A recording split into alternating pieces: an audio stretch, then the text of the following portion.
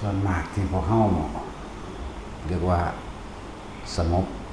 บ่ต่อเนื่องก็เพราะว่าเฮาเฮ็ดบ่ต่อเนื่องเด้อขาดความต่อเนื่องคำว่าสันตตินี่แปลว่าขาดความต่อเนื่องนั่นแหละมันจะเป็นสงบมั่งบ่สงบมั่งอันนั้นอันนี้มั่งเดี๋ยวก็สงสัยหลายๆอย่างเวลามันเกิดเป็นนั้นเป็นนี้ขาดความต่อเนื่องคำว่าต่อเนื่องบ่แม่นแปลว่ามาอยู่ณสถานที่แห่งนี้เด้หรือในสถานที่ใดก็สร้างที่เฮาบ่ได้ไปคือว่าบางคนก็เคยเข้าณสำนักใดก็ตามคำว่าต่อเนื่องโดยสติพี่ได้ต่อเนื่องเด้อบ่แม่นว่ามาสถานที่แห่งนั้นสำนักนั้นแห่งนั้นต่อเนื่องบ่แม่นแบบนั้นต่อเนื่องคือสติเข้าใจบ่ล่ะต่อเนื่องคืออยู่กับลมให้ได้มากอยู่กับความรู้สึกในกายให้ได้มากให้มันได้เรื่อยๆนั่นแหละจนกว่ามันสิต่อเนื่องเป็นโดยอัตโนมัติของมันเองจังสิเอิ้นว่าต่อเนื่องส่วนมากก็ทำมั่งไม่ทำมั่งแต่ว่าเวลาถามเอาผลมันแบบอยากสงบคือเพิ่นน่ะนะถามเอาผลมันว่ามันเป็นหยังคือเป็นแบบนั้นเป็นแบบนี้มันเป็นหยังคือบ่ต่อเนื่องเจ้าของเฮ็ดบ่ต่อเนื่องนั่นว่าล่ะบ่แม่นไปณสถานที่นั้นๆอย่างต่อเนื่องเด้สติตัวเองบ่ระลึกนึกถึงต่อเนื่องเองระลึกถึงหยังระลึกถึงลมระลึกถึงความรู้สึกในกายลมหายใจตัวของเองบ่ระลึกถึงต่อเนื่องเองนึงบางคนที่ขึ้นมาในอุณาโลมหรือความนิ่มนวลบนหัวจังซี่บ่ต่อเนื่องเองความคิดมันสิไปกับการกับงานความคิดมันสิคิดไปถึงคนผู้นั้นคนผู้นี้คิดถึงหน้าคิดถึงสวนยางคิดถึงสวนอ้อยสวนมันคิดถึงเรื่องราวต่าง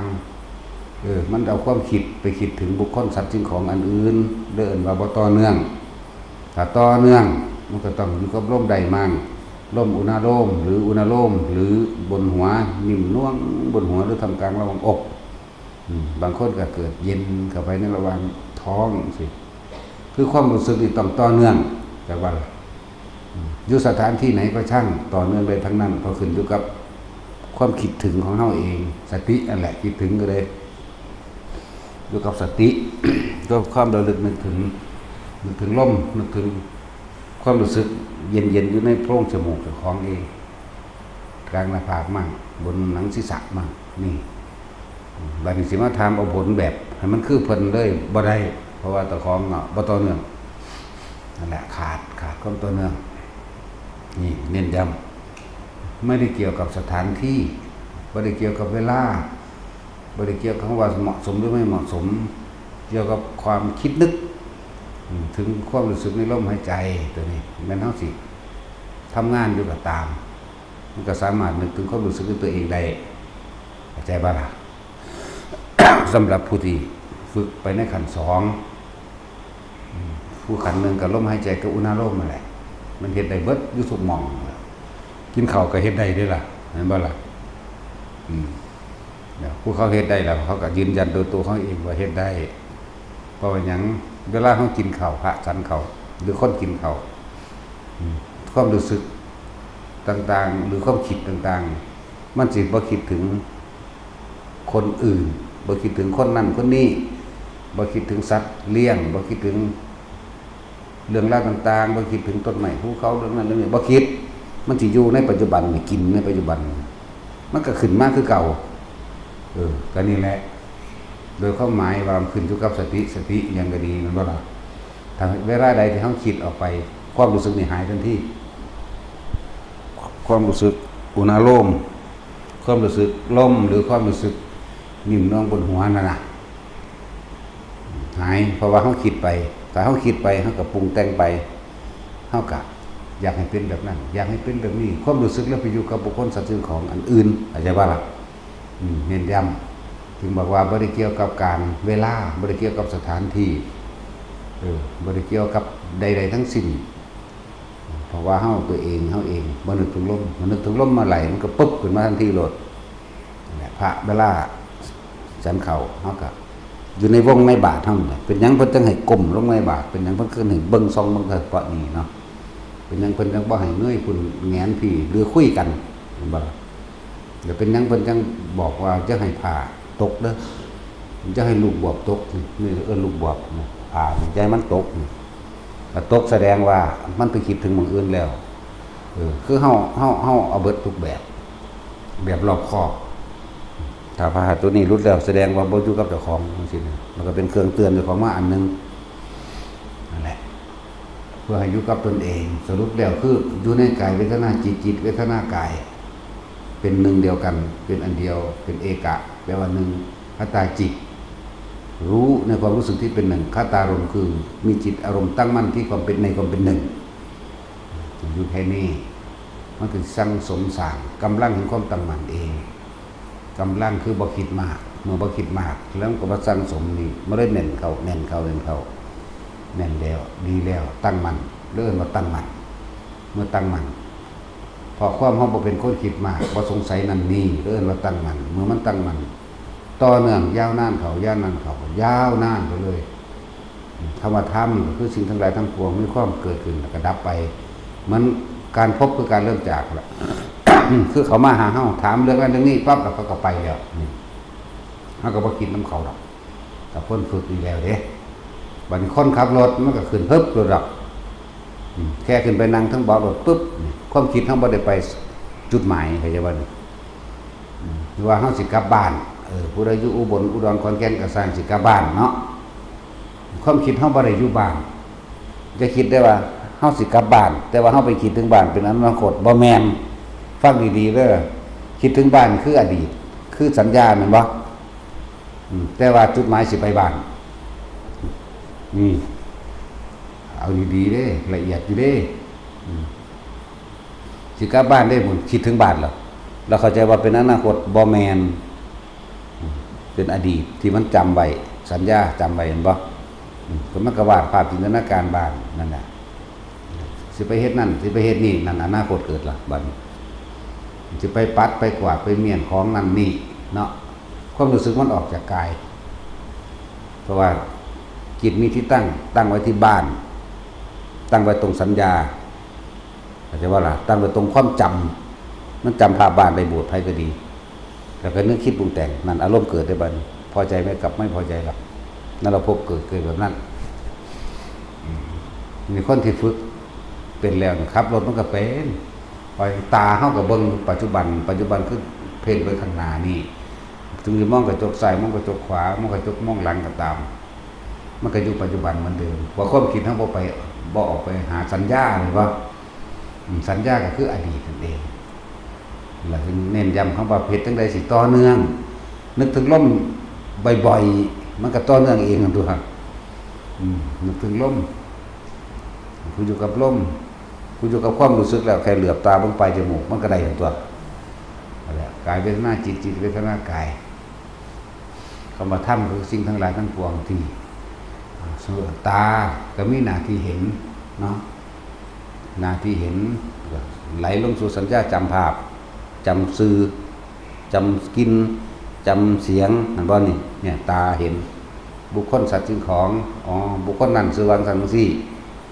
ถ้าเป็นดอกไม้ก็มีกลิ่นนั่นนี่ถ้าเป็นคนก็เสียงแบบนี้หรือเสียงต่างๆที่มันบันทึกไว้แล้วนั่นแหละนั่นสั้นแหละรูปรสกลิ่นเสียงตาก็มีหน้าที่จำแบบนี้หูก็มีหน้าที่จำเสียงเองจมูกลิ้นกายจำเสียงใจเป็นตัวบันทึกเรื่องว่าทุกสิ่งทุกอย่างน่ะทุกสรรพสิ่งร่วมอยู่ที่จิตกับผู้รู้กับจิตก็รู้ในเวทนารู้ในสัญญารู้ในสังขารรู้ในวิญญาณนั่นแหละคำรู้ว่ารู้ซะก็เอิ้นว่าธาตุรู้ก็ว่าแต่บ่ปรุงแต่งออกไปบ่เอาสัญญาออกไปปรุงแต่งเวทนาหมายถึงความรู้สึกพอใจรู้พอใจเกิดขึ้นบ่ได้มันก็ดับเป็นตัวถ้าเอาสัญญามาปรุงแต่งเฮาสิไปบ้านเนี่ยเฮากำลังขับรถออกจากวัดแต่ความคิดเฮาอยู่บ้านนั่นแหละความคิดนั้นไปอยู่บ้านแล้วที่จริงมันเอาภาพอดีตที่ดีมาคิดนั่นบ่ล่ะคิดสิไปบ้านแล้วคิดสิไปเฮ็ดนั่นเฮ็ดนี่นั่นแหละนั่นอนาคตเกิด แต่เฮาบ่กังวลในอนาคตของตนเฮาก็หลุดพ้นจากอดีตนั้นด้วยเพราะอนาคตเกิดขึ้นจากอดีตเกิดขึ้นจากสัญญาที่หลวงตาเพิ่นว่าสัญญาสังขารละเอียด ละเอียดยิ่งก็สังขารเด้อเพราะว่าคนเฮาที่มันคิดได้มันก็คิดออกจากสัญญาของตัวคิดออกจากความจำเนาะมันคิดออกจากความจำเด้ออันที่อนาคตบ่ทันได้เกิดมันคิดบ่ได้เด้เพราะว่าบ่อยู่ในบันทึกเนาะคิดออกจากความจำคิดออกจากสิ่งที่บันทึกเอาไว้แล้วคือเฮาบันทึกรูปบ้านเฮาเองรูปสัตว์เลี้ยงเฮาเองมันบ่คนที่ฮู้จักเองมันบ่แล้วคิดถึงบักอันนั้นอยู่เฮือนบ่นอนจริงๆก็คิดถึงอดีตแล้วอนาคตคือมันอยู่เฮือนบ่นอนนั่นแหละเปรียบเทียบให้เข้าใจเอาดับสัญญาแล้วเวทนาบ่เกิดดับคือบ่คิดนั่นเองเอาอีกศัพท์นึงคำว่าสัญญาเวทายสัญญาโรธเข้าใจแล้วว่าบ่คิดถึงเรื่องเก่าๆบุคคลที่เฮาจดจำได้เนาะ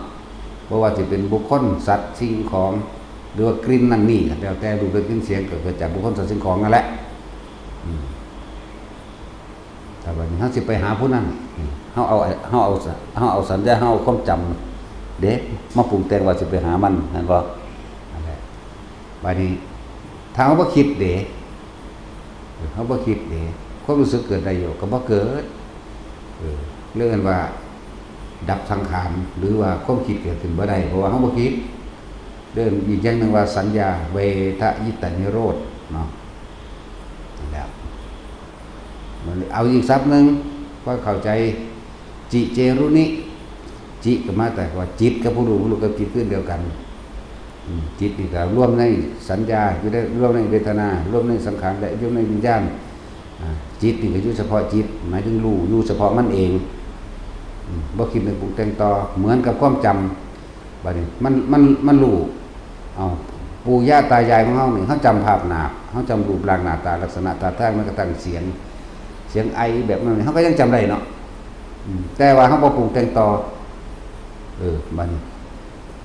เจเนี่ยหมายถึงเจตนาหมายถึงคิดนั่นแหละแต่คิดถึงหยังเอาแต่ว่าคิดถึงเรื่องเก่าๆรูปเรามันบ่รูปวัดนั่นแหละมันสิกลิ่นออกมาก็กลิ่นออกมาจากรูปหยังรูปดอกไม้เห็นบ่จิเจจิตนี่รู้อยู่เฉพาะมันรู้อยู่ซื่อๆซะมันเจหมายถึงเจตนาในการคิดถึงบุคคล บุคคลเฮาก็รู้ส่วนตัวรูปลักษณะท่าทางเป็นแบบนั้นแบบนี้นะสัตว์เฮาก็รู้ตัวว่าลักษณะท่าทางและเสียงแบบนั้นแบบนี้นะคนก็เสียงแบบนั้นแบบนี้นะนั่นแล้วบุคคลสัตว์สิ่งของก็เป็นดอกไม้หรือเป็นอิหยังก็ว่าไปนี่แม่มันจะมากินตัวดอกไม้แม่เนาะดอกมะลิความรู้สึกของคนก็เย็นขึ้นมาไม่หอมเย็นๆนั่นแหละมันบ่ล่ะดอกนั้นดอกนี้หรือกินอาหารนี่เฮาก็ฮู้รสทอดไข่เด้นี่ทอดไข่ใส่ผักขะเนาะลาบงัวเด้นี่ก็คือแก่เนาะ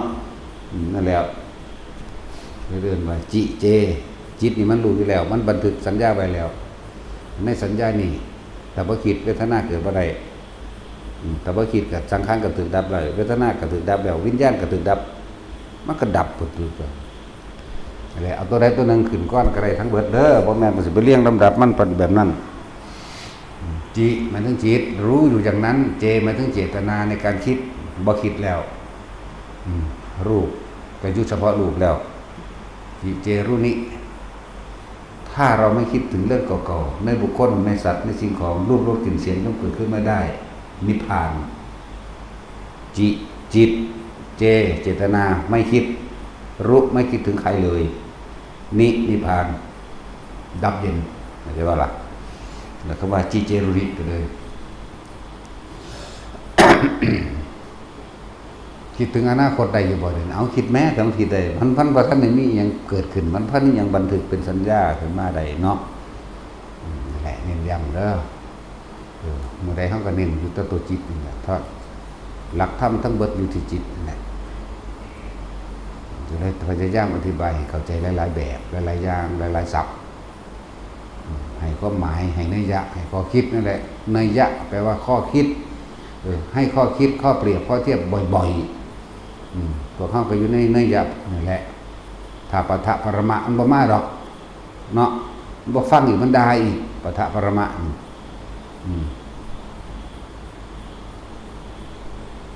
แต่สร้างสมไว้นั้นเฮาบ่รู้ผลนี่เยอะแยะมากมายสิในนิทานธรรมบทต่างๆอยู่เพิ่นแสดงเอาไว้ แต่พวกคือว่าล่ะพวกเฮาก็บ่ได้คลุกคลีมกมุ่นอยู่ในพระไตรปิฎกมันใดพวกเฮาก็เลย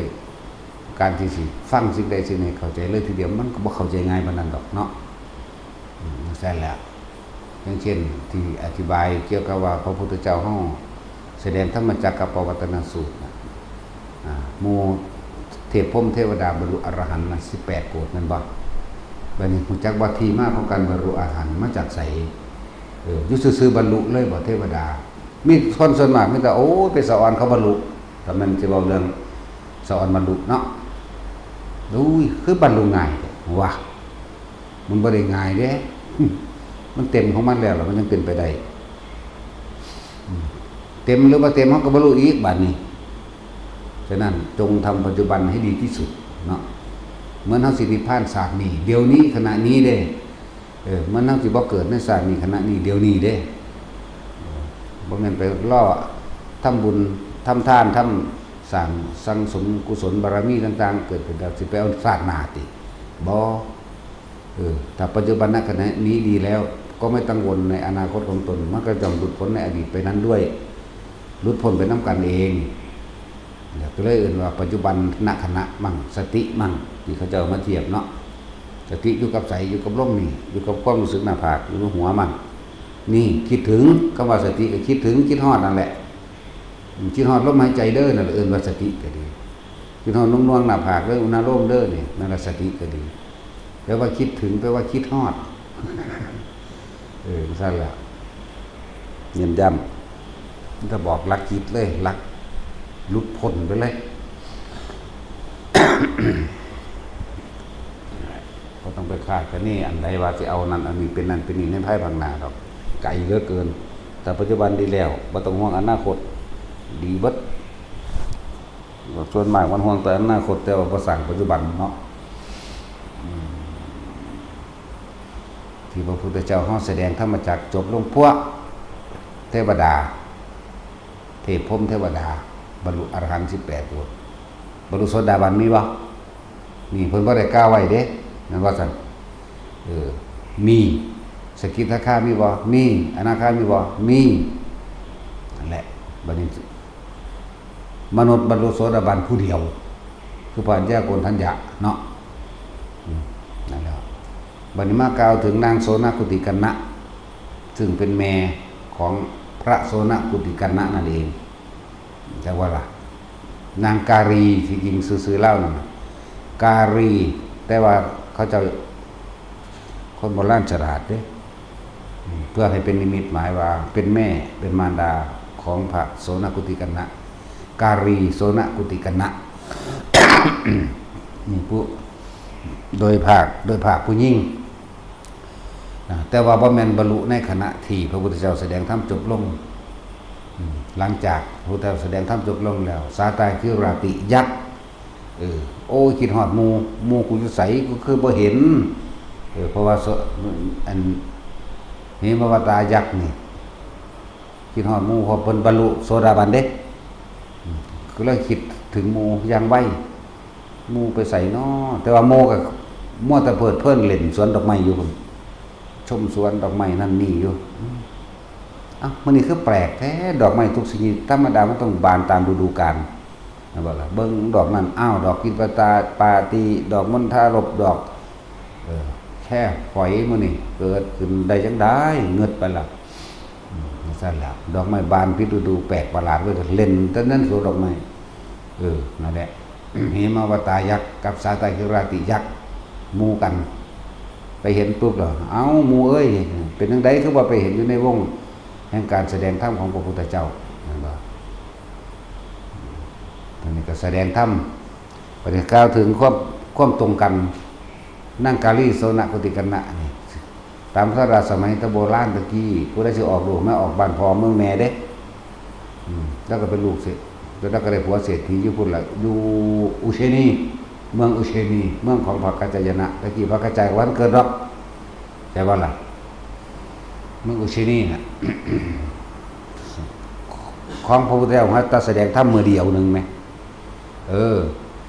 เทวดานี่บรรลุแล้วไปคุยหมู่ฟังพอดีกันกับนางการีโสนกุติกัณณะนี่ พักว่ามื้ออื่นสิเดินทางไปนั่นแหละพักอยู่ในบ้านอยู่ในเรือนเจ้าของเองได้ยินเสียงเทวดาเขาคุยกันอยู่บนหลังคาแต่ว่าแม่นนางโคโมอยู่ทั้งหลังคาเด้ต้องอธิบายได้คนสุมีมันหมึกมันปึก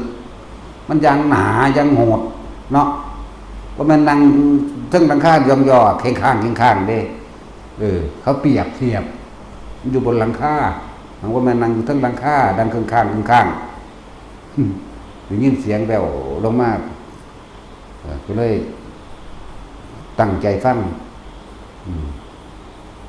ก็แสดงเกี่ยวกับพระพุทธเจ้าเป็นผู้ได้ปล่อยได้ว่างออกแล้วจากบาปมั่งเป็นผู้ว่างตัณหาได้แล้วเป็นผู้มีจิตตั้งมั่นดีแล้วเป็นผู้เห็นความจริงแล้วนี่ทุกอันเกิดจากกายเพราะเขาไปยึดกายมั่งนี่สมุทัยนี่สาเหตุแห่งความ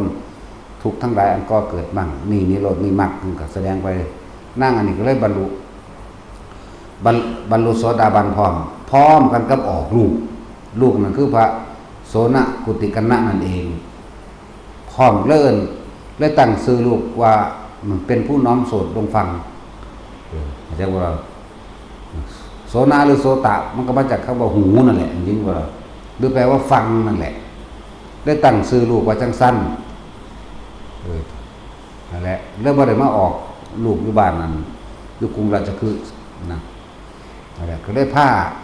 ลูกกลับไปหาเศรษฐีที่เขาว่าออกลูกแล้วระวังกลางทางแหละแต่จริงว่าไม่ไปไกลหรอกออกแล้วดังจากนั้นศาสนาจึงจะเลื่อนลุ่งเรื่องขึ้นจึงมีพระกัจจายนะเห็นบ่ล่ะพระกัจจายนะหรือเมืองอุเชนีเป็นเมืองที่ห่างไกลเป็นห่างไกลหมู่บ่ได้จุ่มอยู่คือจุ่มนี่เด้จุ่มราชคฤห์จุ่มพระนครศรีเวสสาลีเห็นบ่ล่ะเวสสาลีมื้อนี้ยังละแม้กับกบิลพัสมื้อนี้เขาใกล้ๆกันนึงเด้โกสัมพีมื้อนี้ใกล้ๆกันนึงเด้พูดถึงว่าแต่ว่าเพิ่นไก่หมู่เลยนะอุเชนนี่ไก่หมู่เด้ นั่นแหละจนการศาสนาจะเริ่มรุ่งเรืองขึ้นมาซะก่อนจังไปมีพระกัจจายนะอยู่เมืองอุเชนีนั่นแหละด้วยเหตุว่า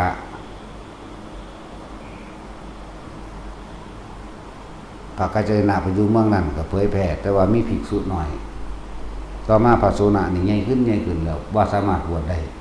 บ่สามารถบวชพระได้ก็เลยเป็นพระขาวยุงสั่นเป็นโสดาบันยุงสั่นแต่ว่าพระโสนก็บรรลุเพราะว่ายังบรรลุเพราะว่ากัจจายนะนั่นแหละ จนสุดท้ายแล้วก็นานเมื่อมีภิกษุ20รูปได้จังได้บวชตะกี้20 องค์พุ่นดีพระกรรมวาจาจารย์และอุปชฌาย์ร่วมกันแล้วนั่นแหละก็เลยอยากให้พระโสนนี่มาขอพุทธานุญาตจากพระเจ้าว่าบ้านเมืองมันไกลหมู่บ่ได้อยู่เป็นจุ่มกันบ่ได้อยู่ในที่ใกล้ๆกันหาภิกษุบวชยากไปขอพระพุทธองค์ได้พุทธานุญาตให้แหน่บวชให้ง่ายที่สุดซะใส่อุปชฌาย์หรือใส่กรรมวาจาจารย์เท่าใดก็ว่าไปนั่นแหละ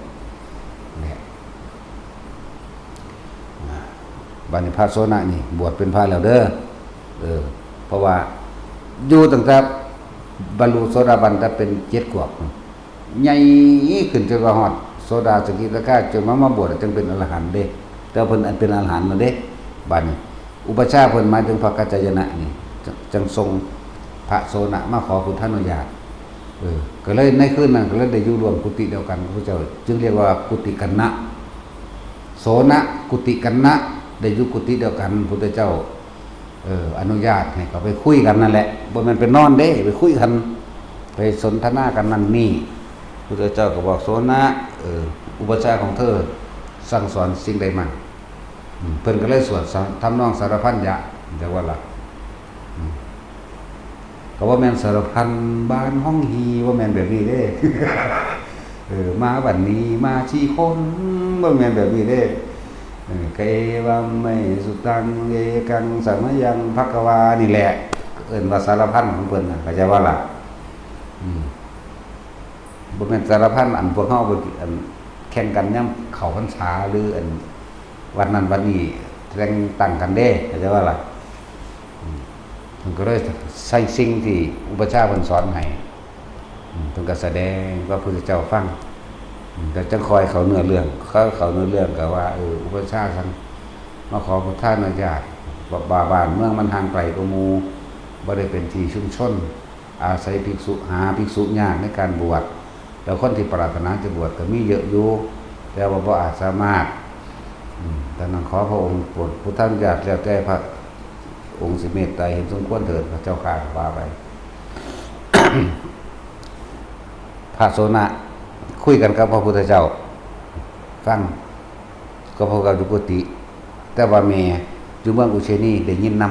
ำอย่าว่าล่ะแม่กับบรรลุสกิทาคานำตอนคุยกันกับพระพุทธเจ้าอยู่เป็นยังก็ได้ยินเทวดาเป็นผู้รับทราบแล้วเทวดาเป็นผู้บอกต่ออย่าว่าล่ะเทวดาที่สถิตอยู่บ้านหลังนั้นแหละอยู่บ้านหลังของแม่น่ะบอกต่อแม่เลยบรรลุนำนั่นแหละแต่ว่าพระท่านไม่ถึงขันอรหันต์เด้แม่บรรลุไปข้างที่ตรงสกิทาคามีจากโสดาแล้วก็เป็นสกิทาคามีนั่นนะแล้วก็ได้อภิญญาพร้อมมีหูทิพย์พร้อมตาทิพย์พร้อมได้ไปพร้อมแม่นี่ก็ได้ยินเสียงพระพุทธเจ้าคุยกันกับลูกกับของเองคือพระสุนัขติกนะนั่นแหละได้ยินทรงกระแสจิตคล้อยตามตลอดทั้งกระบรรลุเป็นสกิทาคามีนั่นแหละ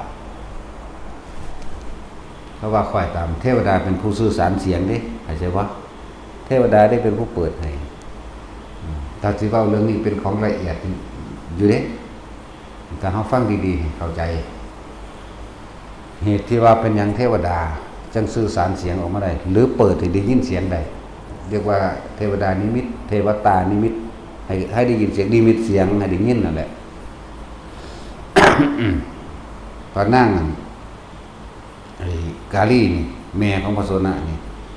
เวลาทำบุญทุกครั้งอุทิศทุกครั้งและไม่หวังสิ่งใดเป็นเครื่องตอบแทนคือไม่ขอฟังดีๆแล้วพวกเฮาเวลาเพิ่นทำบุญให้ท่านเวลาใดก็สั่งคนบ่เคยปรารถนาว่าขอให้ข้าพเจ้าจงร่ำรวยเงินทอง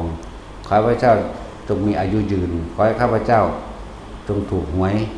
ขอให้ข้าพเจ้าจงชนะนั่นนี่บ่มีเวลาเพิ่นทำบุญยามใดก็ตามการทำบุญตะกี้ตั้งแต่พุทธศาสนาพันเกิดเพิ่นก็ให้ช่วยเหลือคนตกทุกข์ได้ยากลำบาก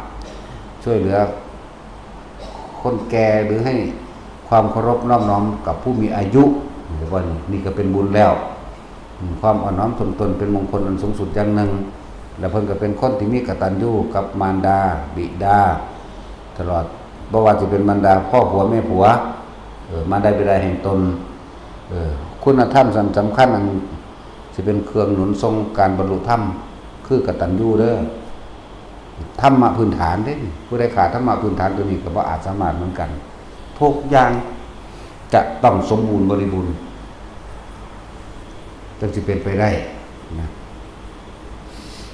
แต่ว่าสมมุติมันหลากหลายเรื่องเล่าแม่มาหั่งคนกับเน่ละคุณลูกเนาะ บ่แม่นตะลูกเน่ละคุณพ่อแม่เด้พ่อแม่กับเน่ละคุณลูกได้คือกันเนาะ นั่นแหละนั่งอันนี้เพิ่นก็เลยบรรลุพระสกิทาคามีพระพุทธเจ้าก็เลยอนุญาตด้วยน้ำกันขึ้นหนึ่งอนุญาตว่าให้เธอกลับไปบอกอุปชฌาย์ของเธอเราตถาคตอนุญาตให้มีภิกษุสงฆ์รวมทั้งหมดอย่างน้อยก็คือ4 องค์สามารถบวชได้ก็เลยกลับไปในขณะที่กลับไป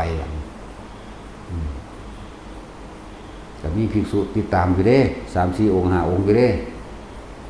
กลับไปก็เลยไปเจอเศรษฐีตกยากคนหนึ่งแต่ว่าเศรษฐีตกยากนั่งเรามีผมงามแต่ว่าเศรษฐีอีกคนหนึ่งก็เป็นคนกำลังมีเงินพยายามที่สิดูถูกเศรษฐีตกยากคนนี้แต่เศรษฐีตกยากคนนี้เป็นคนมีคุณธรรมเด้นั่นแหละมีคุณธรรมอยู่แต่มันตกยากเหมือนสั่นต่อมาเศรษฐีอีกคนหนึ่งเศรษฐีใหม่เนี่ยพยายามที่สิ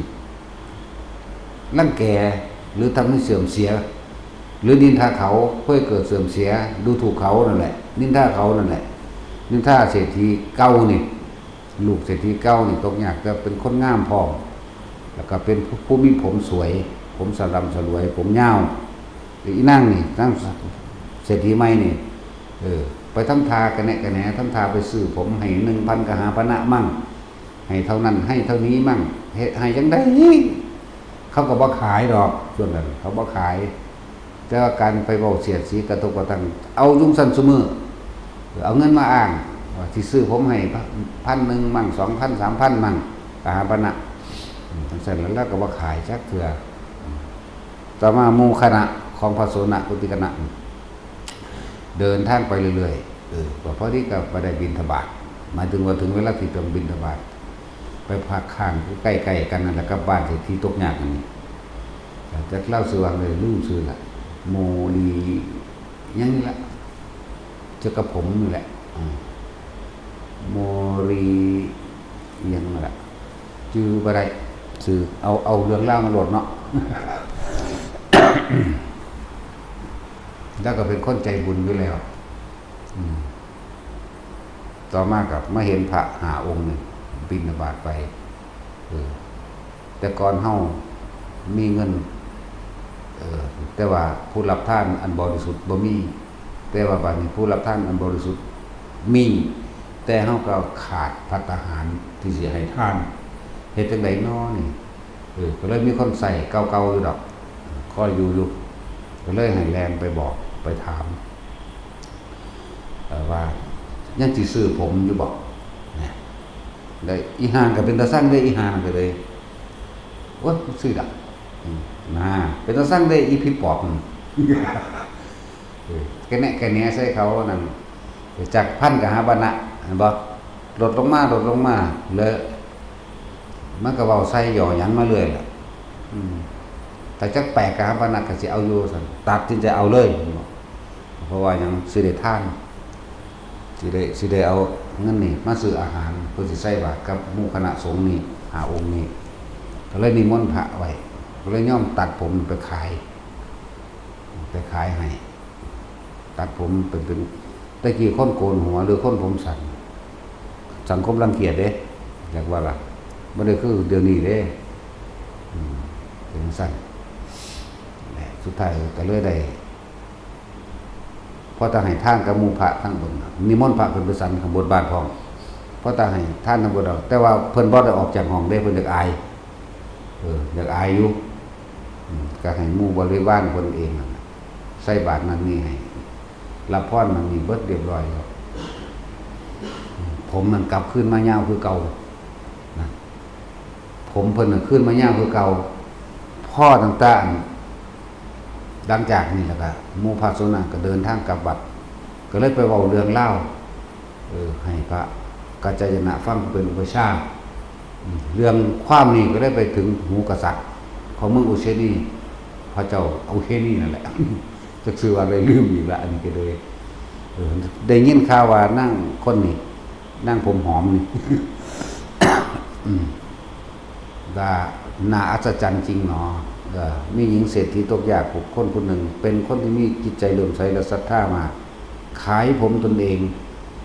เพื่อสิได้ถวายซึ่งภัตตาหารคนที่ฟังเพราะตอนนี้บุญก็เกิดเมื่อนั้นแหละพวกพระราชากษัตริย์ยกทัพกองทัพมาสู้ขอเลยก็ได้แล้วก็ไปตั้งเป็นมเหสีเลยนั่นแหละบุญเพิ่นเฮ็ดเรียกว่าเพิ่นท่านแบบสุดใจโดยความเต็มใจพร้อมแล้วเวลาเพิ่นท่านนี่ฟังดีๆทุกคนเพิ่นบ่ได้ปรารถนาอีหยังเด้เพิ่นท่านภัตตาหารเบิดทุกสิ่งทุกอย่างนี่เพิ่นนั่งพนมมือนี่ทำอันใดที่พระคุณเจ้าได้รู้แล้วขอให้ข้าพเจ้าได้มีส่วนรู้แจ้งแห่งธรรมนั้นด้วยเถิดเด้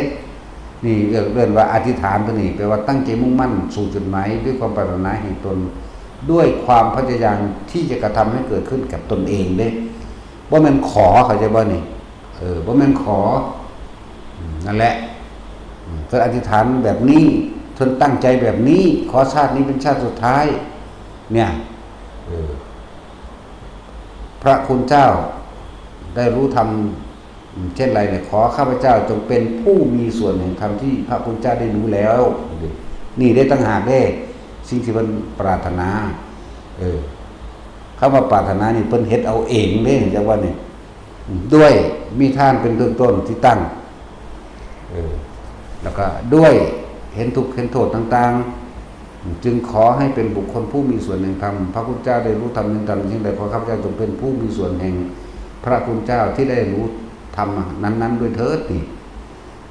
มันตั้งใจตรงนี้ แล้วก็ขอผลทานบุญกุศลกรรมดีที่ข้าพเจ้าทำนี้จงถึงแด่สรรพสัตว์ทั้งหลายที่แรกผลบริวารสิจงถึงแด่มารดาบิดาของข้าพเจ้าผู้ล่วงลับไปแล้วที่มีมาในอดีตจนถึงปัจจุบันตลอดทั้งญาติของข้าพเจ้าทั้งหมดเจ้ากรรมนายเวรและสรรพสัตว์ทั้งหลายไม่มีที่สุดไม่มีวันทุกข์มูลบาดามีขอท่านทั้งหลายจงได้รับส่วนบุญนี้แล้วขอท่านทั้งหลายจงมีความสุขเถิดแค่นี้บ่ได้ขอหาให้เจ้าของร่ำรวยเด้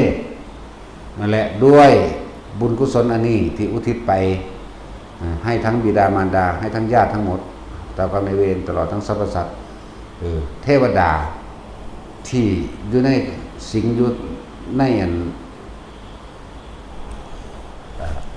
เมืองของพระราชาทั้งหมดได้รับส่วนบุญก็เลยมีกระแสต้องนี้ไปสะกิดให้กษัตริย์ให้พระราชาองค์นั้นเกิดความรักใคร่พอใจจากว่าพ่อตาภาคกัจจนะพระโสนะคุยกับพระกัจจนะเรื่องนี้ถึงหูของพระกษัตริย์กษัตริย์นี่อยู่ว่าได้นำมาเอาเลยอันนี้แหละว่าจากได้ทางใดจึงบอกทุกคนว่าเวลาพวกเจ้าให้ท่านพวกเจ้าจะไปขอ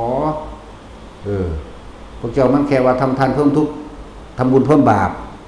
พวกเจ้าเฮ็ดด้วยตัณหาความอยากของตัวเองขวางทั้งหมด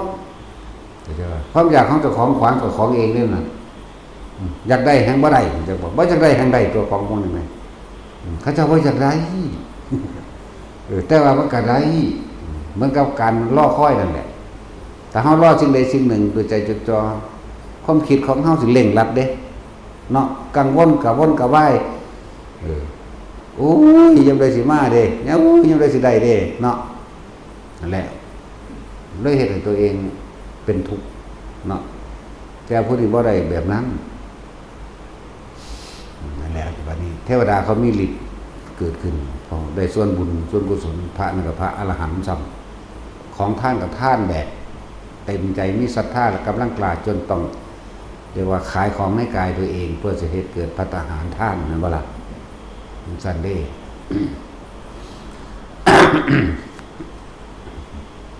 จุดให้พวกเฮาจำเอาไว้นี่คืออย่าทำทานเพิ่มทุกข์ด้วยการขอปรารถนาอยากได้สิ่งนั้นสิ่งนี้อันเป็นโลกิยทรัพย์หมายถึงอยากรวยอยากเป็นเศรษฐีอยากอายุยืนเข้าใจว่าล่ะเป็นเบื้องต้นสมมุตินี่อยากถูกหวยอยากให้ลูกสอบได้เป็นเจ้าคนในคนเนาะ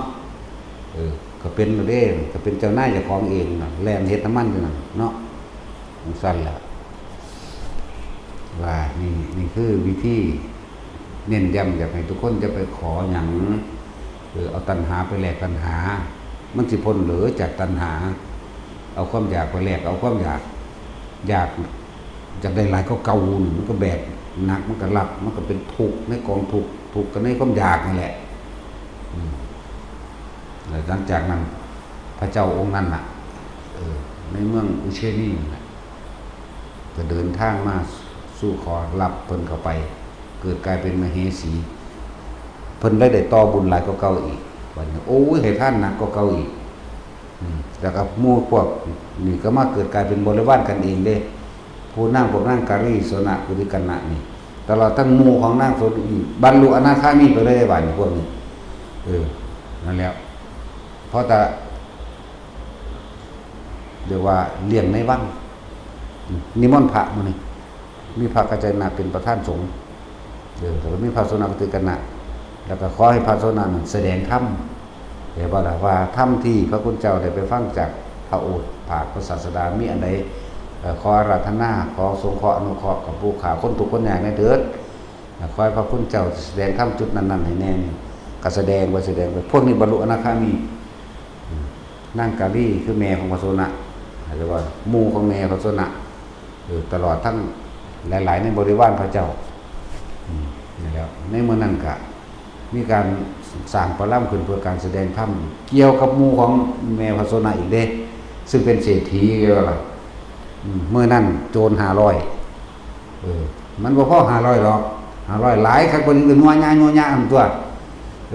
ปากยังขึ้นเขียนยังขึ้นกับโจร500โดด2-3คนก็เอิ้นโจร500เนาะแต่ว่าความเร็วมัน500อย่างอาจสิแม่นนั่นล่ะอันใดก็โจร500แต่ว่าพ่อค้าก็ลำเกียจ500ป้าตัวหลายคักมันบ่ได้น้อยเด้500โจร500คนไผก็หูเมือบ่ตัวมันหลายปานนั้นมันก็สิบ่ไอบ่จามอยู่บ่ไผก็ดีเนาะโจรพวกนี้สืบข่าวแล้วหมู่เพื่อนของนางการีสนกุติกนะมาฟังธรรมตลอดทั้งคนใส่บริวารทั้งหลายแล้วผู้หนึ่งพอได้เฝ้าเพิ่นจักหน่อยจริงๆบ่เหลือดอกลืมของเลยสิกลับไปเอาซื่อๆพอกลับไปเอาเห็นโจรคนเอาหีบสมบัติไหสมบัติต่างๆออกจากบ้านมาฟ้าวแล่นมาบอกเจ้านายกำลังกระซิบกระซาบว่าหัวหน้าโจรเป็นผู้เฝ้าเจ้าของบ้านอยู่ใกล้ๆนั่นแหละคอยฟังอยู่แอบฟังอยู่ว่าบ่รู้เจ้าของบ้านมันสิหูเมื่อบ่มันสิบอกว่าจังไดทีนี้ก็เลยมานั่งคนใส่บอกว่าโอ้ยท่านเจ้าข้าบ้านของท่านตอนนี้โจรกำลังขนเอาหีบเงินหีบทองให้ต้องข้ามตลอดเครื่องใส่ทั้งหลายออกไปว่าจะปากจะเว้าโอกาสที่เฮาสิได้ฟังธรรมนี่มันยากแต่ก็เว้าอยู่หั่นแหละให้เขาลักไปเบิดโลดเขาจะได้ยังไงเขาเอาไปเลยแต่ว่าสิ่งที่หาได้ยากคือธรรมะที่เรากำลังได้ยินได้ฟังอยู่ตรงนี้เลยด่าสั่งยิงถอยอย่าพูดเช่นนี้ก็เลยให้คนใส่ตั้งใจฟังธรรมเขาจะรักเอาอะไรก็เอาไปเถิดอย่างน้อยบ้านก็ยังเหลืออยู่ที่ดินของเราก็ยังเหลืออยู่แล้วก็ขอให้โจรผู้ที่ได้เอาของเราไปจงมีความสุขเถิดนั่นหัวหน้าโจรมันฟังอยู่ไกลๆมันกลับใจตัวแล้วสมัยสุนีมีแมงมาบ่แล้วเนาะบ่มีเด้มีแต่ฟันข้อเจ้าของบ้านเด้เนาะมาสีแมงแต่กี้โจรเขามีสัจจะเด้แล้วก็เขาก็มีความเมตตาเป็นพื้นฐานอยู่แล้วหลังจากหัวหน้าโจรได้ยินได้ฟังโอ้ตายแล้วกูเป็นคนบาปกูมาเอาของคนบุญได้จังได๋ก็เคยคิดลึกๆแล้วย่องขึ้นไปสู้เอาสมบัติไปขึ้นไปของเก่าเขาเด้อว่าเจ้าของบ้านใจดีเจ้าของบ้านเป็นคนบุญถ้าเฮาจะรีบเอาของเพิ่นไปโอ้ยบ่ได้แผ่นดินสูบฟ้าผ่าเฮาตายแน่เมื่อเลยคิดได้นั่นแหละแต่ว่าก็นิ่งอยู่วันบอกมหาโจรทั้งพวกโจรทั้งหลายเนี่ยก็เอาของไปขึ้นไว้เหมือนเดิมนิ่งอยู่แต่คนพวกนี้บรรลุธรรมเป็นอนาคามีหมายถึงเจ้าของบ้านเศรษฐีอันนี้ส่วนโจรก็ฟังอยู่หั่นแหละเมื่อเลิกจากการแสดงธรรมแล้วเว้นว่างได้จังหวะโอกาสประสบเหมาะแล้วหัวหน้าโจรเขาไปขอขมาที่นั่งถาดคนใส่ของท่านออกมาฟ้องแบบนั้นนี่โจรลักไปแล้วก็เป็นความจริงเพิ่นบ่ได้ผิดดอกบ่ได้โกหกบ่ได้มาทำให้เสียการฟังธรรมดอกที่จริงบ่ผู้ค้านี่เป็นโจรค่อยนี่เป็นหัวหน้าโจรขอขมาแม่หญิงผู้เป็นดุจดังมารดาของข้าพเจ้าที่ทำให้ข้าพเจ้าได้รู้ธรรมเห็นธรรมนำจะได้สำนึกแล้วสิโบยตีข่าหรือจับเขาคุกทั้งใดก็ได้ทั้งนั้นขออ่อนขอย่อมแต่เพิ่นก็เอาไพ่ให้เห็นบ่อภัยให้คุณสบาขอความเมตตาเมื่ออภัยพวกเขาแล้วขอความเมตตาอนุเคราะห์สงเคราะห์ต่อไปได้บ่เฮ็ดจังไดขอพวกข้าให้ได้บวชได้บ่นั่นได้บ่ล่ะขอบวชก็บวชบ่ถึง500นั่นแหละซึ่งสว่าโจร500มันบ่พอ500หรอกความจริงอ่ะน่ะจะจักมันยังบวช500หรอกถ้าว่าเสียงเรื่องโจรอยู่เลยเนาะถ้าว่าเรื่องเมืองคิดยังบ่ออกก็ว่าราศีหมดอันนี้แหละเลยเป็นเหตุให้ว่าพระโสนะกับพระมหากัจจายนะได้รับพุทธานุญาตแล้วว่าให้บวชพระมีภิกษุสงฆ์4รูปขึ้นไปแล้วหรือเพียงเฉพาะเพียงพังเพียง4รูปก็ได้แล้วแต่ว่าล่ะก็เลยเป็นเหตุเศรษฐีผู้นี้หมู่ของแม่เนี่ยพระโสนะเนี่ย เลยเป็นเจ้าภาพบวชให้พวกโจรนั้นพวกโจรนั้นบวชแล้วก็โดนว่านั่งบรรลุอรหันต์เบิดเด้นั่นแล้วพอความซื่อสัตย์ของเขาเจ้านำคนเฮาซุมื้อนี้มันขาดสัจจะเบิดนั่นแหละบ่มีสัจจะอีหยังดอกบ่ซื่อสัตย์แก่ตัวเองแล้วก็บ่ซื่อสัตย์ต่อผู้อื่นถ้าบ่ซื่อสัตย์กับตัวเองแล้วผู้อื่นแล้วเฮ็ดจังไดมึงก็บ่สามารถที่สิบรรลุอิหยังได้ดอกนะคนเสียสัจจะเฮ็ดหยังบ่สำเร็จดอกแค่ชิบหายมื้อภายหลังเบิดเมื่ออายุมากขึ้นเบิ่งมันสิมีผู้อันมาล้างมาผลาญมันเองดอกเข้าใจว่าล่ะบ่ลูกกับหลานล่ะคนบ่มีสัจจะนี่เข้าใจว่าล่ะฉะนั้นจะทำลายจะฆ่าตัวตายด้วยการเสียสัจจะมั้ยสัจจะนี่เป็นบารมีอย่างยิ่งเด้บ่แม่นแค่สัจจะธรรมดาที่อยู่ในทานศีลเอกมปัญญาวิริยะขันติสัจจะเด้สัจจะนี่ซ้อนสองสัตยะหมายถึงความซื่อสัตย์แก่ตัวเองและบุคคลผู้อื่นเป็นเครื่องน้อมนำเพื่อให้เกิดสัจจะแล้วบ่แม่นแค่สัจจะในเฉพาะว่ารับปากไว้ได้เฮ็ดบ่ได้เด้มันจะเข้าไปถึงสู่โรกิยสัจจะโรกุตระสัจจะและเข้าสู่ขั้นปรมัตถสัจผู้หนัก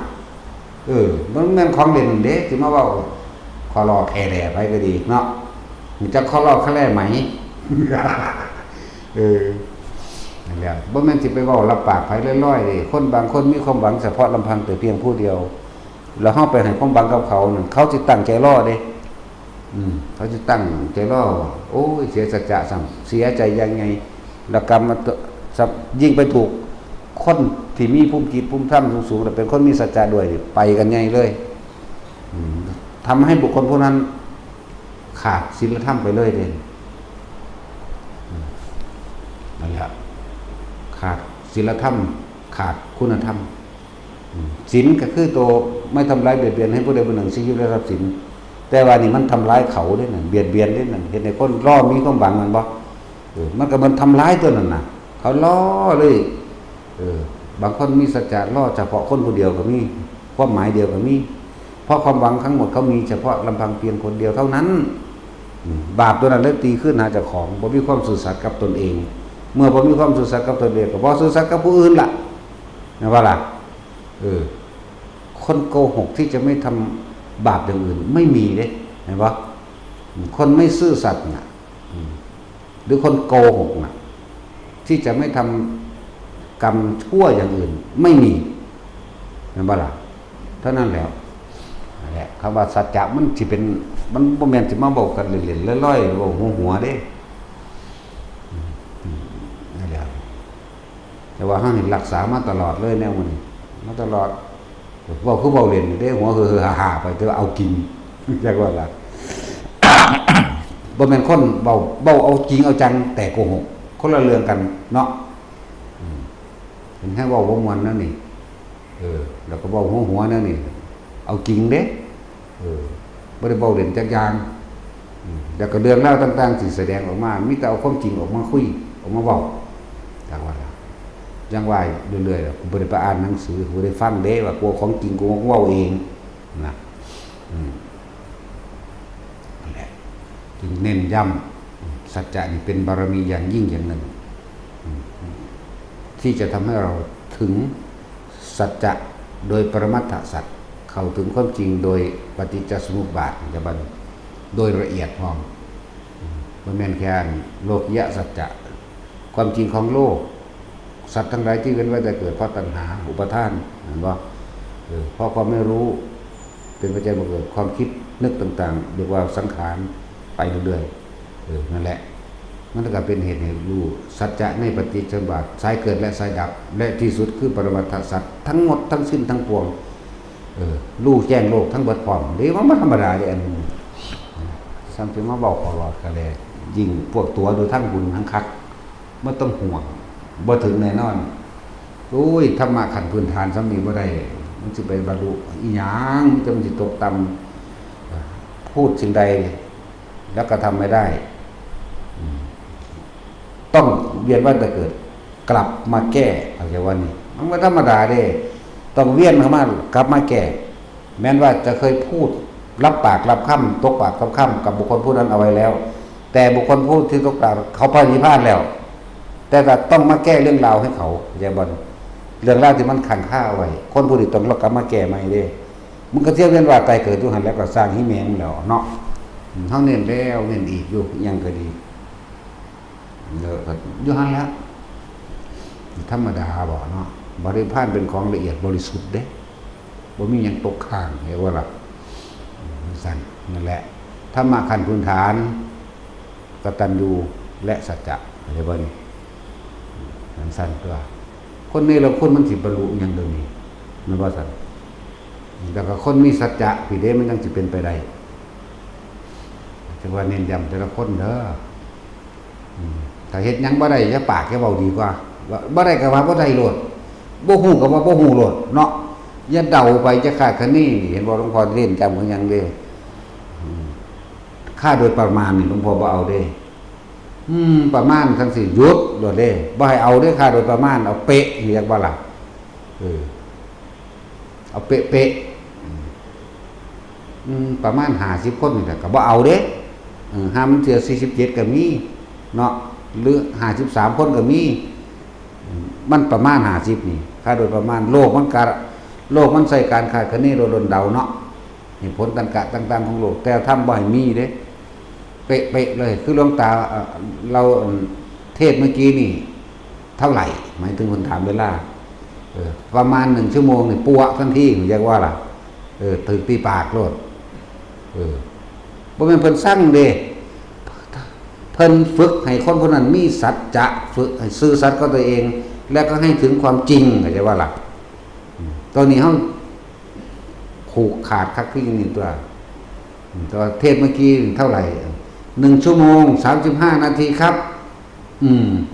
เข้าใจว่าล่ะนี่เพิ่นเอาแบบนี้เด้นี่เข้าซึมซับนิสัยอันนี้มาแบบนี้อยู่แล้วเทศเมื่อกี้เท่าไหร่ถ้าว่า59นาทีครับก็ต้อง59นาทีเด้เพิ่นสิแล้วเพิ่นก็สิเว้าแนวอื่นไปเลยถ้าว่าประมาณ1ชั่วโมงครับกึ่งตาใส่เลยบ่แม่นเพิ่นสั่งบ่แม่นจังเด้เพิ่นสอนให้เฮามีสัจจะเข้าใจบ่ได้เพิ่นสอนให้เฮาพูดถึงความจริงนั่นแหละอย่าเสียไปก็เด้อเริ่มต้นใหม่แต่มันเสียเวลาแล้วแต่ว่าอย่าลืมเด้ถ้ากับบุคคลผู้มากมีบุญบารมีสูงเจ้าได้ไปแก่คือเอามันก็บ่ได้หายไปไหนได้สิบอกให้ไปหารับปากกับคนส่งชาญส่งศีลหรือส่งโสดาขึ้นไปแล้วเรียบร้อยผมต้องแก้แก้ก็แก้ในศาสตร์นี้นี่เด้ถ้าไปแก้ศาสนาแล้วเจ้าจะกลับขึ้นถอยไปใหม่ทั้งเบิดเจ้าเคยรับปากไว้อีกนั่นแหละบ่แม่นของที่เว้าเล่นๆลอยๆนะสั่นเพราะเจ้าก็บ่ได้ของจริงทำเล่นๆก็ได้ของเล่นนี่แหละทำจริงๆได้ของจริงเพราะธรรมะนี่ต้องโสเป็นโสตายใส่จริงๆเด้ว่ามันเว้าเลื่อนๆลอยๆนะจริงจะเข้าถึงความจริงธรรมะแปลว่าความจริงนั่นแหละความจริงของชีวิตความจริงของสัตว์ทั้งหลายเกิดความจริงของสัตว์ทั้งหลายผู้ไม่เกิดความจริงของสัตว์ทั้งหลายผู้ได้รับกรรมเช่นนี้อย่างนี้เนี่ยมันละเอียดคือหยังนี่จังว่าพวกเฮาหลายเรื่องหลายเล่าแล้วเจ้ามาหาปรมวลและสรุปเอาเองเด้บ่แม่นแต่เขาเอาเรื่องสัจจะเด้ตั้งแต่เริ่มท่านผมจากวันท่านต้องไม่หวังผลในทานไม่มีสิริพันธ์ในผลทางทานไม่มุ่งการสังสมในโลกิยะทรัพย์จะได้อย่างดีอย่างนี้อยากเป็นแบบโลกจะเป็นเศรษฐีเด้จะอายุยืนเด้จะเป็นเจ้าคนในคนเด้จะประดับยศจะสอบได้เห็นปะแล้วก็บ่อยากตายอีกแถมสั่งตายแล้วมาเกิดเป็นลูกเป็นพ่อเป็นแม่กันอีกเด้อมันบ่ธรรมดาเด้อันคนขอนสัวลูกตายโอ้ยหลาเอ้ยบักหลาเอ้ยมันเกิดเป็นลูกแม่อีกเด้อผมด้วยธรรมดาบ่เนาะโอ้ยบอกยิงมันเบื่อหน่ายในการออกลูกเด้เนาะจันละมันขอหลายอย่างท่านจึงมุ่งเน้นเหมือนนั่งที่ขายผมนั่นแหละคือสิคิดออกซื้อเหล้าสิคิดออกคือโมลี่อย่างไรโมลี่ก็แปลว่าผมนั่นแหละนั่นแหละลืมซื้อแล้วผู้ใดชื่ออะไรก็ตอบเอาเองโลดเฮามันลืมนั่นแล้วสุดท้ายนั่งอันนี้บรรลุอรหันต์เด้นี่นั่งอันขายผมนี่เรียกว่าหรอเบิ่งคำอธิษฐานตั้งใจมุ่งมั่นจุดหมายของตนเองนะอธิษฐานมันบ่เป็นขอเด้ การกระทำอันเป็นทานเป็นเบื้องต้นเสียก่อนในการสร้างของเราเองพระคุณเจ้าได้รู้ธรรมเห็นธรรมอย่างใดขอข้าพเจ้าจงเป็นผู้มีส่วนแห่งธรรมได้รู้ธรรมเห็นธรรมตามพระคุณเจ้านั้นตามความจริงด้วยเถิดเด้นั่นแล้วก็ได้อยู่ด้วยหรอมันจังเลยจะเล่าสู่พระเจ้าอย่างดอกหัวเล่ากันเลยทีเอาขบวนมาหลับไปเป็นมเหสีก็ดีของเมืองอุเชนีนี่สิคิดซื้อออกอยู่ดอกมันนังบ่ออกบอกกับสร้างแมงดอกข้าอยู่หันละเนาะตาจินเฮาจุดที่ให้ทุกคนนำไปคิดอย่าทำท่าเราขอจะไปขอของตำเบิดเจ้าจะเกิดมาเป็นกษัตริย์กับตำเจ้าจะเกิดมาเป็นพระราชจะเกิดมาเป็นเศรษฐีกับตำพอเจ้าต้องมาคลุกคลีกับกิเลสตัณหาของเจ้าเองเข้าใจว่าล่ะพวกกษัตริย์ก็เจ้าระวังคืออย่างนี้เด้กษัตริย์ต่างๆทุกอย่างในกฎหมายในปรมาภิไธยสั่งประหารเจ้ารับโทษสั่งติดคุกเจ้ารับโทษสั่งเบทีเจ้ารับโทษเพราะเจ้าเป็นผู้อนุญาตเองผู้เป็นธรรมดาเด้พวกนี้ทุกอย่างออกจากคำสั่งของเฮาเหมือนพระกัสสปะกับพระนางภัตตกาปิตรานีบอกพอแม่ตายแล้วจริงๆเขาจะว่าจากใดกันแบบจะบอกว่าต้นแรงมันย่าโหดพอแม่ตายแล้วได้ออกไปเบิ่งโลกหน้าเอาเองมันว่าไปเห็นนั่นนกมันกินปลาขอนมันกินแมงบงมันกินนั่นกินนี่ไปถามพวกคนนั่งคนใส่ทั้งหลายเลยกรรมทั้งหลายที่นกที่กินปลาขอนนี่ที่กินหนอนนี่บงนี่บาปกรรมเป็นของไผโอ้ยก็เป็นของนายเจ้าแล้วอ้าวตายแล้วกูเป็นบ่ล่ะก็ไปเห็นเขาเลี้ยงไหมเลี้ยงมันอยู่เอาสาวหลอกไปต้มแบบนี้กรรมเป็นของไผพอเป็นของพระแม่เจ้าหันแล้วตกใจถ้าพระแม่เจ้าว่าสั่งจริงๆแล้วก็บ่สั่งแต่ว่าเราหลับมรดกมาแล้วกันบ่มันก็เป็นของมันเองอยู่แล้วขนาดนั้นก็ยังว่าเป็นของแม่เจ้าหันแล้วนั่นใช่ว่าล่ะโอ้แล้วสลดสังเวชใจนั่นแหละผู้ผัวก็ออกไปหน้าด้วยกันนั่นแหละไปเบิ่งเบิ่งอันนั้นแหละเบิ่งนกกินปลาแน่เบิ่งอันงูกินกบกินปลาคอนนั่นนี่ถามกรรมทั้งหลายแล้วนี่เกิดใครสิได้รับโอ้ก็ให้ท่านแล้วได้รับมันสลดใจ อันนี้ก็เหมือนกันกษัตริย์ทั้งปฏิสั่งแต่สิเว้าเปรียบเทียบอีกอย่างนึงพระเตเมไบก่อนที่มาเกิดเป็นเตเมไบมันบ่เป็นกษัตริย์สร้างเมืองต้องมีการทำประหารกันจะก็สร้างเมืองขึ้นมาได้เมืองยังละที่มิลาอย่างนี้แหละในสมัยนั้นจนตั้งเมืองแบบเป็นกษัตริย์เองแล้วก็ออกกฎหมายเองเห็นปะผู้นี้เอาไปประหารผู้นี้โบย100 ครั้งผู้นี้ตัดเท้าผู้นี้ตัดมือเข้าใจว่าล่ะสุดท้ายแล้วแต่ของตายมีคนเดือดความกังวลกับบ่มีผู้บริหารบ้านเมืองกังวลตายต้องตกนรกซ้ำนั่นแหละท่านจะมาบอกว่าเราตถาคตลงไปไม่อยู่ในอุสุทนรกถึง 1,000 ปีนรกด้วยกรรมอันนี้เราตถาคตเมื่อเกิดมาได้ชื่อว่าเป็นเตไม่ใบเนี่ยนะเพราะไม่ได้อยากรับมรดกอันเป็นบาปเป็นกรรมต่อไปอีกเพราะเมืองนั่นเองก็เป็นเมืองที่เราตถาคตเป็นผู้สร้างขึ้นมาเองแล้วก็พอเพิ่นตอนนั้นก็เป็นลูกหลานเลี้ยงหล่อนของเพิ่นเองแล้วเราก็มาเกิดเป็นพ่อเป็นลูกกันอีกใช่ป่ะล่ะนั่นแหละเพิ่นได้เลือกชาติได้ชาติหนึ่งคือชาติตกนรกแล้วก็มาเกิดเป็นตีนแม่ใบนี่เองก็เลยคิดได้มื้อนึงพอเอาอุ้มลูกน้อยๆแหละไปตัดสินบ่ล่ะเอาคนนี้ไปประหารเอาคนนี้ไปโบย100 ครั้งเอาคนนี้ไปจับติดคุกเอาคนนี้ไปเสียบประจานหรือตัดหัวประจานคิดได้ที่ตายละกูบันพอแต่ตัวนี้สะเทือนใจปุ๊บเกิดแล้วลึกชาติได้โอ้เหตุจังใดเนาะกูสิบ่ได้เป็นกษัตริย์ตั้งมีลูกชายผู้เดียว2 บาทแม่ที่เป็นเทวดาสิงอยู่ในกัมพูชาในห้องนั้นก็เลยมากระซิบใส่หูมาบอกลูกเอ้ยถ้าเจ้าว่าจะเป็นกษัตริย์นะเจ้ากระตกนรกหาก็ขึ้นมาใหม่หมาด เฮ็ดจังไดจังสิว่าได้หลักก็เลยบอกทำท่าเป็นใบที่หลักทำท่าเป็นใบทำท่าเป็นง่อยเปียเสียขาปัญญาอ่อนไปซักนะนั่นแหละพอทุกอย่างที่เส้นสมมุติเส้นทุกอย่างที่สั่งเนาะโทษมันเป็นของผู้สั่งเรียกว่าดีมันก็ธรรมดาเด้อนั่นแหละเป็นสั่นจังว่าพวกเจ้าทำบุญทำทานหยังแล้วพวกเจ้าไปขอนะแม่นบ่ขอมันก็ได้คือเก่าล่ะถ้ามันสิไปเป็นล่ะก็จะว่าล่ะนี่ไปเป็นแล้วคือเลยก็เรียกว่าท่านทำทานเพิ่มทุกข์ทำทานดุจดังเปรตทำทานด้วยความโลภบ่แม่นสละออกได้นั่นทำทานด้วยความหลงแม้ท่านจะได้สมดังใจปรารถนาว่าท่านได้เกิดเป็นกษัตริย์อย่างแท้จริงแล้วก็ขึ้นชื่อว่าเป็นผู้ที่มีความลามกมีความต่ำเพราะพวกท่านต้องไปเกิดร่วมกับตัณหาแห่งตนเหมือนเดิมต้องไปรับโทษ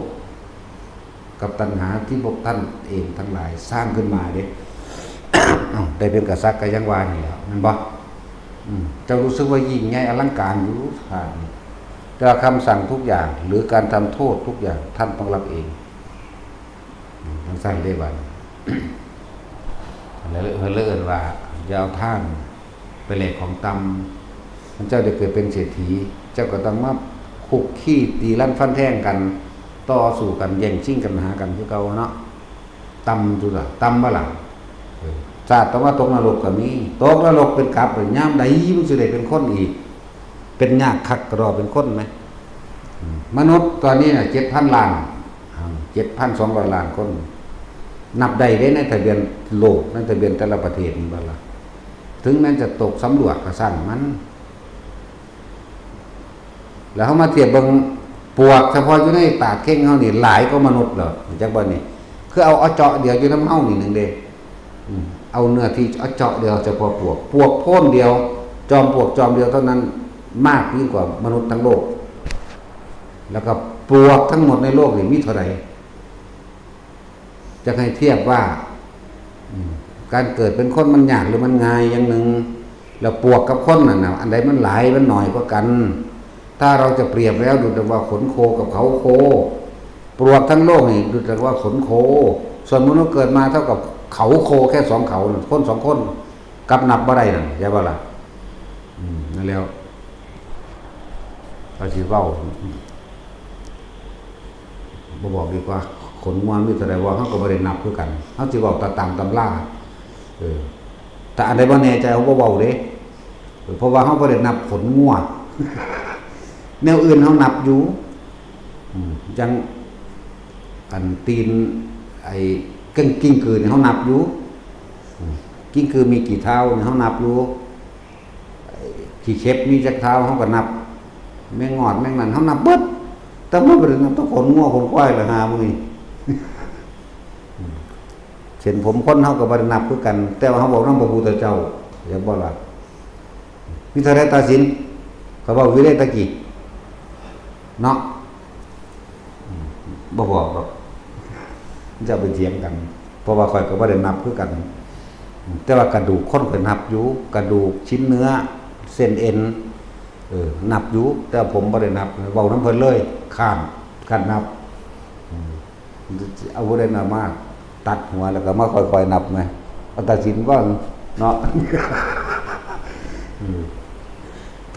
ถ้าตีงงงิกมันก็สิศูนย์ตัวมันนับนั่นแล้วมั้ยเนาะก็จะฟ้ามือใส่กันจนพอสำเร็จอย่าเตียงหน้ากับปวกใส่กันอยู่หั่นจักมือมันสิแล้วแม่นบ่การนับคือทำสภาถ้าคิดอันจริงคือเฮาก็ยังงั้นเอาตัวตายได้มานับมันตายมันโคตรละงองเขาเด้ยากคือหยังเด้ว่าธรรมดาเด้มันตายมันโคตรเขาเด้มันบ่ได้ตายเหยียดเด้เป็นสั้นแหละนับยากคือหยังนี่แต่หลวงปู่จางว่าแต่ว่าแม่งแสนตีนอย่าเอาตัวคนนะมันบ่พอแสนดอกกูเปรียบเทียบเพิ่นว่าบักค่ามึงว่าซั่นจะเว้าแสนตีนน่ะเว้ายังขึ้นเว้อหลายดอกกูเปรียบเทียบแม่งยังสิตีนหลายกว่าหมู่ปานนี้เนี่ยก็กูเปรียบเทียบบ่เคยนับจักเทื่อได้หั่นดอกอีหลีแล้วบ่เคยนับเด้แต่มึงนับมึงก็บอกกูทีว่าซั่นว่าบ่บอกดอกปล่อยให้งงว่า ก็ถือไม่เท่าแล้วก็ยังงงโป๊กเอาสั้นแหละไอ้พวกเฮาคิดเบิ่งดีๆพวกเจ้าจะเกิดมาสมปรารถนาที่คิดไว้ว่าได้เป็นกษัตริย์จะเป็นพระราชาเนาะพวกเจ้าก็ต้องมาแลกของต่ำๆมันเดินต้องมาเกือกกลัวอยู่กับเรื่องใดยศถาบรรดาศักดิ์อำนาจความอิจฉาความริษยากดขี่ข่มเหงกันสุดท้ายบางที่ล่วงนรกไปซะจะเรื่องว่าความเกิดเป็นมนุษย์นี่ยากหนักหนาเด้โอ้ยเต่าตาบอดไหม 100 ปีโผล่ขึ้นทีนึงแต่สิเปรียบก็คือเขาเห็ดกระบอกไม้ไผ่ที่ตัดแล้วเป็นแค่วงๆเพราะเอาหัวสุดได้นี่เรายังคือกล่องแขนอยู่ไหม100 ปีเต่าตาบอดโผล่ขึ้นมาจนกว่าหัวเต่านั้นจะโผล่ทะลุลำกล้องกระบอกไม้ไผ่ที่เขาตัดแล้วเป็นวงๆนั่นแหละก็เขาเอิ่นหยังดอกกองแขนนั่นภาษาไทยเขาเอิ่นหยังฮะกำไลแขนโอคิดออกแล้ววันกระบอกไม้ไผ่ที่เขาปาดออกแล้วเท่ากับกำไลแขนบัดนี้เอาบอกไหมทิ้งลงไปในน้ำแม่น้ำนั้น42 แสนโยชน์เข้าใจว่านี่42 แสนโยชน์จนหนึ่งมี16 กิโลเด้เอา42 คูณแม่น้ำกว้างเท่านั้นแหละแล้วก็เอาดูนะว่ากำไลแขนนั่นทิ้งลงไปในน้ำ100 ปีเต่าตาบอดโผล่ขึ้นมาครั้งหนึ่งจนกว่าเต่าตาบอดมันจะโผล่ขึ้นมาเอาข้อเอาหัวสวมเข้าไปในกำไลแขนอันนั้นได้พอดีนั่นแหละนั่นคือความยากหรือง่ายของการเกิดเป็นมนุษย์เห็นบ้าล่ะกูให้มึงตาดีใส่มังกรกูนากูให้มึงร้อยหายยแมงเบิดมือเบิดขึ้นกูน่ะเนาะมึงสิเห็นบ่42 แสนโยชน์ไหมก็เอาโยชน์หนึ่งมันมี16 กิโลเอา42 คูณ 16เป็นเท่าไรกว้างยาวเท่าไรกิโลละบาทก็นั่นแล้วกูให้มึงตาดีๆนี่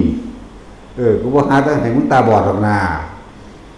ร้อยแมงอยู่บนมือบนขึ้นก็ได้มึงกินน้ำเอาหัวซุบเข้าไปในกระบอกไม้ไผ่ติดตัดแล้วดูดังว่ากำไลแขนนั่นเนาะ ไม่ว่าล่ะป้าตัว100 ปียังโผล่ทีนึงวันนี้กูให้มึงร้อยแมงบนมือหนาวแม่ว่ะจักมึงสิอยู่ใส่ได้อันกองแขนนั่นเนาะ100 ปีวันนี้ไหมแต่กับแมงก้มเพิ่นนั่นแหละเมื่อบอกพาโลซื่อๆหรอกบวกบนโลกนี่เท่าไหร่เขาก็บ่ฮู้คือกันนับประมาณบ่ได้เลยมันเป็นอสงไขยซะมันนับบ่ได้อสงไขยสัตว์นับบ่ได้ไม่อาจสามารถนับเข้าเป็นจำนวนได้นั่นแหละเคยได้ยินว่าอสงไขยสัตว์อะไรที่นับไม่ได้คนอื่นว่าไม่สามารถอันนั้นได้บ่แม่นอสงไขยแต่เวลาเด้อสงไขยสัตว์ก็มีเด้นั่นแหละอสงไขยจักรวาลก็ยังมีเด้สิบอกให้ถ้าบ่มาฟังคือเฮานี่บ่คงจักแล้วกันนะเนาะฟ้ามันทะลุ บ่ฟังความไผเนาะตัดสินมื้อนี้ตัดสินรับบทหนักได้มื้อนี้เฉพาะปวกชนิดเดียวมันก็หลายคักแล้วแต่ก็ปลาทุกชนิดอีกนกทุกชนิดอีกให้เหลือบลิ้นไหลสัตว์ทุกชนิดนับประมาณบ่ได้เป็นอสงไขยสัตว์ไม่อาจสามารถนับเข้ากับสู่กันได้เป็นจำนวนได้ แต่นั่นยังไม่ได้เสี้ยวหนึ่งของนรกเป็นตะเงินวรบาลแต่นั่นทั้งมนุษย์ทั้งสัตว์เดรัจฉานในโลกนี้ยังไม่ได้เสี้ยวหนึ่งของนรกนี่แบ่งออกมาเป็น16 ส่วนปัดส่วนแต่ไปที่15ซะแล้วมาแบ่งอีกเป็น16 ส่วนในส่วนเดียวนี่เราแบ่งออกไปนี่แหละได้เสี้ยวเดียวของตัวนี้ใช่ป่ะนี่แบ่งตั้ง16 ครั้งใช่ป่ะนี่จังสั้นเด้พวกเฮาเป็นตะนายว่าซั่นหรือบ่แต่บ่ก็เฮ็ดยังเฮ็ดต่อไปก็เฮ็ดไปโลดตัวไผตัวมันโดดล่ะเนาะได้จริงแต่ขนาดตายสินนี่ก็ยังงั้นเอามือจับอยู่ปากสางนิดนึงเด้ปากสางบ่อน้ำที่หมู่โบกปูนเห็นแต่มือโผล่อยู่ขอบข้างบ่อตัวบ่ฮู้ว่าอยู่ไส แต่สมมติคนเอายางมาดีดมือหลงปล่อยทีเดียวก็ลงนรกเลยเด้ลงมันมีอยู่8นึงเด้แต่ว่าเล่าเผื่อไปสู่สั่น16มันลึกมันทันแล้วเขามีวิธีที่เพิ่นแนะนำให้ง่ายแล้วเริ่มต้นทานทำยังไงจะถึงพระนิพพานได้ทานน่ะต้องอย่าหวังผลในทานจะมีจิตผูกพันในผลในทานอย่ามุ่งการสังสมในโลกิยะสมบัติทั้งหลายใดๆถ้าจากทานแล้วถ้ามีพระคุณเจ้าหรือนั่นก็ขอให้ตั้งใจมุ่งมั่นสู่จุดหมายคือการอธิษฐานบารมีคือพระคุณเจ้ามีได้รู้ธรรมมีส่วนหนึ่งทำใดขอข้าพเจ้าจงเป็นผู้มีส่วนหนึ่งทำรู้ธรรมเช่นนั้นขอให้ถึงพระนิพพานในปัจจุบันชาตินี้เถิดเข้าใจว่าล่ะนี่นิพพานมันบ่ได้เป็นกิเลสตัณหาอย่างดอกมันบ่นำถูกมาให้ดอกอย่างหนึ่งเด้อฉะนั้นจึงบอกว่าอย่าหวังผลในทานจะมีจิตผูกพันในผลในทานอย่ามุ่งการสังสมในความอยากได้อยากดีอยากมีเป็นใดๆเลยและขอให้พวกท่านทั้งหลายอุทิศผลทานผลบุญกุศลกรรมดีให้แด่หมู่สรรพสัตว์ทั้งหลายหมู่สรรพสัตว์ทั้งหลายเขาจะได้รับนั่นเป็นเรื่องความหนักความเบาละหุกรรมหรือคารุกรรมของแต่ละสัตว์แต่ละตนแต่ละตัวแม้จะเป็นมารดาบิดาก็ช่างปู่ย่าตายายก็ช่างหรือเจ้ากรรมนายเวรหรือทั้งหมดก็ตามถ้าส่วนใดที่เขาได้รับเวลานั้นแหละเวลาห้องจิตสุดท้ายสุดตายแม้นหลงลืมสติหมู่เทวดาทั้งหลายนั้นจักกระซิบบอกเขาเองจะว่าล่ะเขามีฤทธิ์เขามีเดชเขามีกำลังฤทธิ์เดชไปเลยเขาจะกลับมาช่วยเหลือเราเองโดยที่เราไม่ต้องไปขอร้องมันบ่สั่นถามตัวเองตอบตัวเองมันบ่ได้เห็นนำเนาะตัดสินแม่นอยู่แม่นบ่แม่นทางคนมันตัดสินตอบของวาวเองสั่นตัวมหาชนกตกน้ำหรือผู้ใดมาซอยสั่นแล้วบ่ได้ขอใครด้วยล่ะแม่นบ่ไปอินห้อนก้นอยู่บ่ได้โอ้ยน้ำแท่งด่ากูมันเป็นยังนอนี่ก็ซ่องเบิ่งห้วยคนมีบุญต้นก็บอกนั่งเมฆลาอันเป็นผู้อยู่บริเวณแห่งนั้นอีอ้วนมึงไปเบิ่งเลยค้อนบุญเล่นเลยตกแล้วมึงตามึงบ่มีบ่อีหานี่ไปเบิ่งอีอ้วนก็ลอยเบิ่งตัวเองบ่ก็เห็นก็อีอ้วนก็มาซอยเอามันอ้วนเขาว่าพระอ้วนเลยอีอ้วนท่านแล้วเพิ่นบ่ได้ขอได้ล่ะเพิ่นสามารถท่านศีล8ด้วยตัวเพิ่นเองร้อยน้ามาตั้ง7มื้อบ่เห็นฟังแล้วบางอีเกิงขึ้นเต็มดวงโอ้มื้อนี้สงสัยสิเป็นวันพุทธมีเด้อบ้วนปากด้วยน้ำเข้มล้างออก